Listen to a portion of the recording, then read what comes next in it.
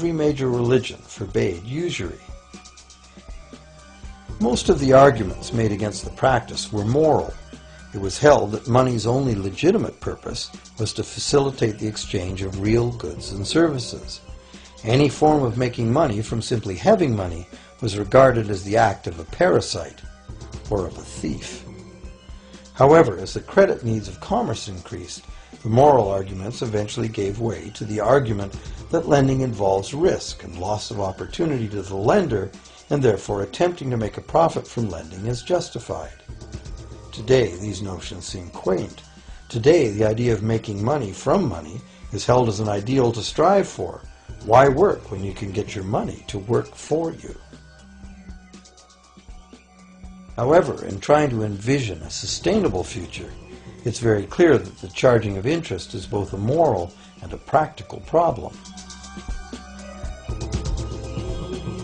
Imagine a society and economy that can endure for centuries because, instead of plundering its capital stores of energy, it restricts itself to present-day income. No more wood is harvested than grows in the same period. All energy is renewable: solar, gravitational, geothermal, magnetic, and whatever else we discover. This society lives within the limits of its non-renewable resources by reusing and recycling everything, and the population just replaces itself.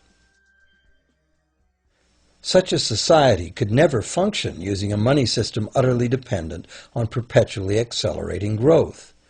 A stable economy would need a money supply at least capable of remaining stable without collapsing.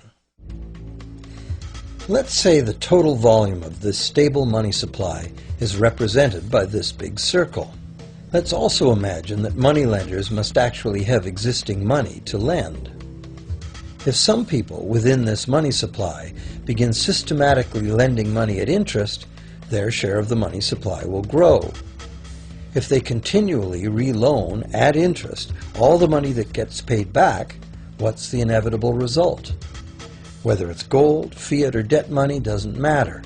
The moneylenders will end up with all the money. And after the foreclosures and bankruptcies are all filed, they'll get all the real property too. Only if the proceeds of lending at interest were evenly distributed among the population would this central problem be solved. Heavy taxation of bank profits might accomplish this goal, but then why would banks want to be in business? If we were ever able to free ourselves of the current situation, we could imagine banking run as a non-profit service to society, dispersing its interest earnings as a universal citizen dividend, or lending without charging interest at all.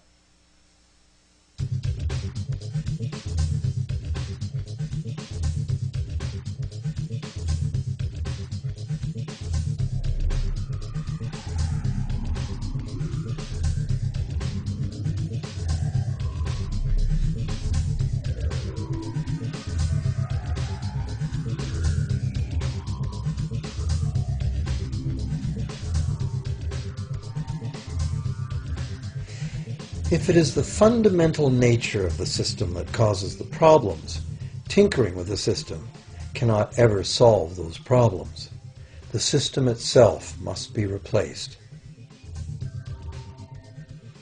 Many monetary critics call for a return to gold-based money, claiming that gold has a long history of reliability.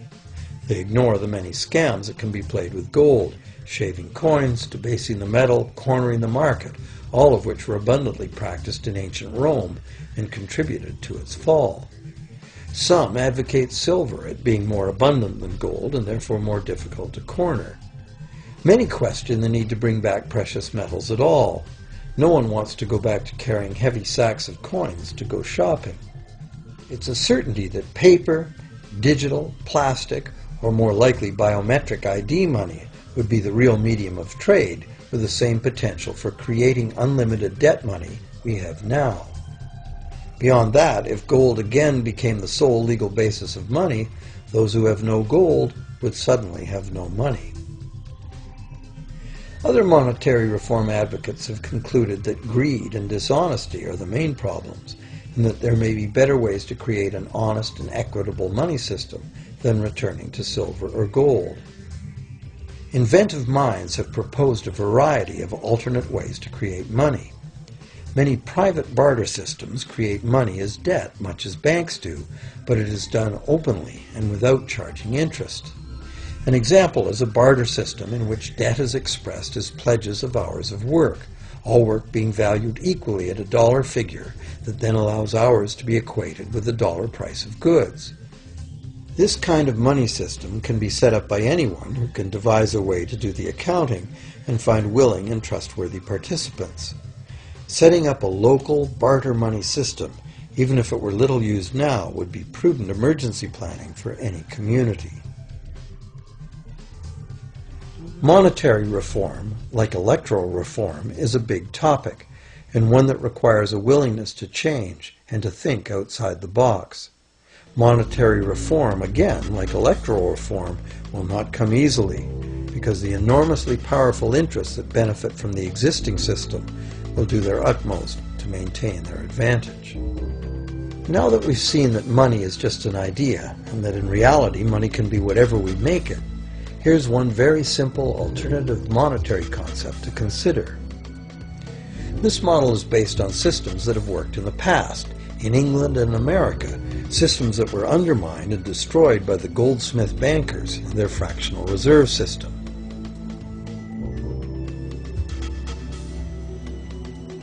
To create an economy based on permanent interest-free money, money could simply be created and spent into the economy by the government, preferably on long-lasting infrastructure that facilitates the economy, such as roads, railroads, bridges, harbors, and public markets.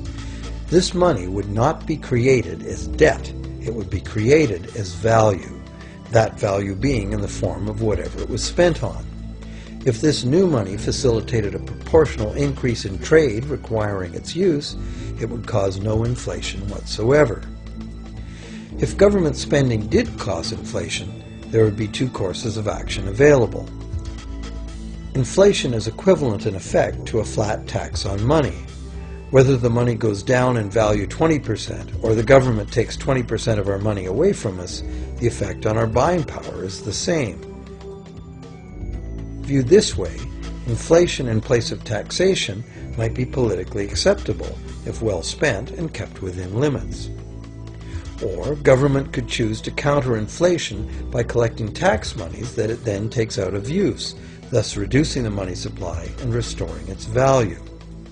To control deflation, which is the phenomenon of falling wages and prices, the government would simply spend more money into existence. With no competing private debt money creation, governments would have more effective control of their nation's money supply. The public would know whom to blame if things went wrong. Governments would rise and fall on their ability to preserve the value of money. Government would operate primarily on taxes, as it does now, but tax money would go much, much further, as none of it would be required to pay interest to private bankers. There could be no national debt if the federal government simply created the money it needed. Our perpetual collective servitude to the banks through interest payments on government debt would be impossible.